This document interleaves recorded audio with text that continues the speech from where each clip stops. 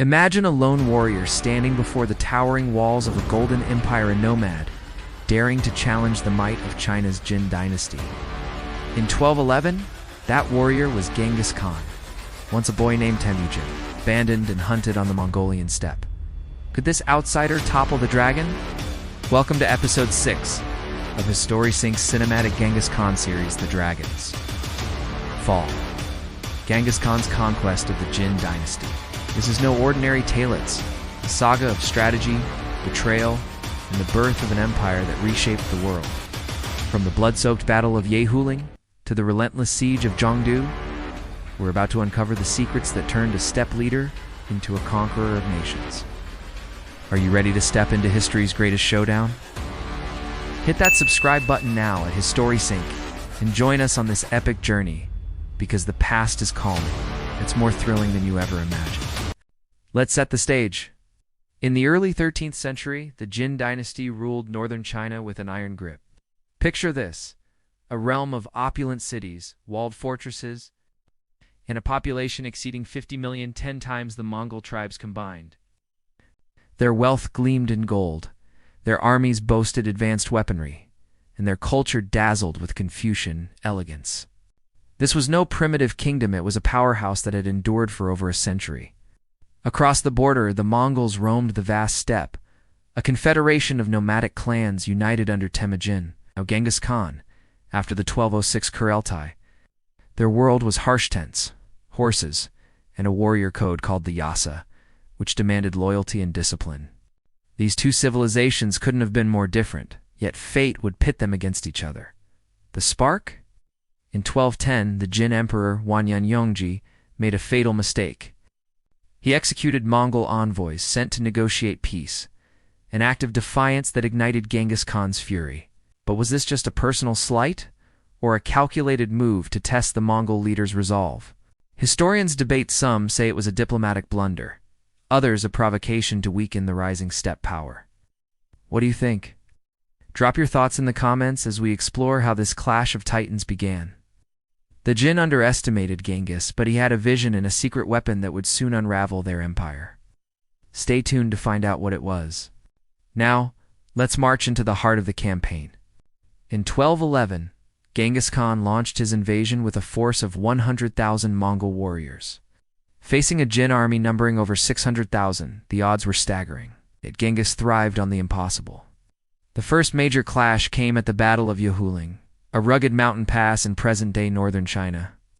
Here the Jin deployed their elite cavalry and archers, confident in their numerical superiority. But Genghis was a master of deception. He feigned a retreat, luring the Jin into a trap, then encircled them with his lightning-fast horsemen. By nightfall, the pass ran red with blood. Estimates suggest 200,000 Jin soldiers perished, a testament to Mongol mobility and strategy. Was this retreat a stroke of genius or a desperate gamble? The answer lies in Genghis's innovative tactics, which we'll unpack later. With Yehuling won, the Mongols pressed southward, targeting the Jin capital, Zhongdu, modern-day Beijing. The siege began in 1213, and it was no quick victory. Zhongdu's walls stood 40 feet high, guarded by 100,000 troops, and stocked with supplies for years. Genghis didn't rely on brute force alone. He unleashed a psychological war, cutting off food supplies, poisoning wells, and launching flaming arrows to sow terror. Starvation gripped the city, and by 1215, the Jin defenses crumbled. The Mongols stormed in, sacking Zhongdu and claiming its riches. But here's the twist. Genghis offered mercy to those who surrendered, a policy rooted in the Yassa code, turning enemies into allies. This blend of ruthlessness and clemency, was it the secret to his success? Some historians argue it was his ability to adapt the Yassa to conquered lands, a flexibility that stunned his foes. What do you believe made him unstoppable? Share your theories below as we dive deeper into this conquest's turning points. The fall of Zhongdu in 1215 was just the beginning. Though Genghis Khan died in 1227, his successors completed the Jin's collapse by 1234, cementing Mongol dominance in northern China. This victory wasn't just a military triumph, it reshaped history. The Mongols introduced new warfare techniques to China, like mobile cavalry units, influencing future dynasties. Trade routes flourished under Mongol rule, linking east and west through what would become the Silk Road's golden age. Culturally, the conquest sparked a fusion. Mongol horsemen adopted Chinese engineering, while Jin scholars served the new regime. But at what cost? Millions perished, cities lay in ruins, and the Jin legacy faded.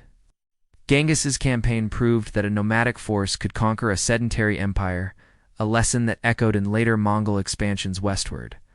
Could this adaptability be the true legacy of his Jin conquest? It's a question that keeps historians intrigued. You can join the debate. Tell us in the comments. How did this victory shape the Mongol Empire's future? As the dust settles over Zhongdu, one truth emerges. From the abandoned boy Temujin to the conqueror Genghis Khan, this journey redefined power. The Dragon's Fall wasn't just a battle. It was the forging of an empire that stretched across continents. But the story doesn't end here. Next time we'll ride westward as Genghis sets his sights on the Islamic world. Don't miss it. For now, what's your favorite moment from this conquest? Was it the Yehuling trap or Zhongdu's surrender? Drop your thoughts below. We read every comment. Subscribe to HistoriSync at YouTube for weekly deep dives into history's greatest tales. Hit that bell icon to never miss an episode, and follow us on Instagram at HistoriSync and Twitter X at HistoriSync for exclusive content. Till next time, keep exploring the past because every legend has a story waiting to be told.